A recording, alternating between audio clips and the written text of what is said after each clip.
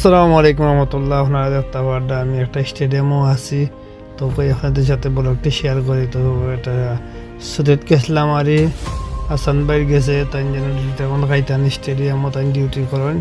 তো এখানে আমার সাথে নিয়ে গেলাম সাইদুর রহমান এবং মুফিজ রেক, তারা আমার সাথে আসেন এই মতো দেখতে পারবা। তো মুফিজে আপনারে সালাম দিছে আর কি তা খবর বলা আসেন নিয়ে হইলো আর আপনারা আলেক লইবা হিসাবেও সালাম দিছেন আপনারা আরেক। তো এই ভাইও সালাম দিছেন, তো আপনারা আলেক লইবা বিশেষ করে এখানে তাই এই স্টেডিয়ামে তাই ডিউটি করেন। আর এখন দেখতে পারবা গাছ কাটা মেশিন দিয়ে এনেলা আমরা সুপারভাইজার বা মানে এখানের মুদির, এখানে যারা বাঙালি যারা আছেন সব তারা দেখতে আসেন দেখতে পারলাম। মার্শাল্লাহ এটা হলো একটা ফুটবল খেলার স্টেডিয়াম।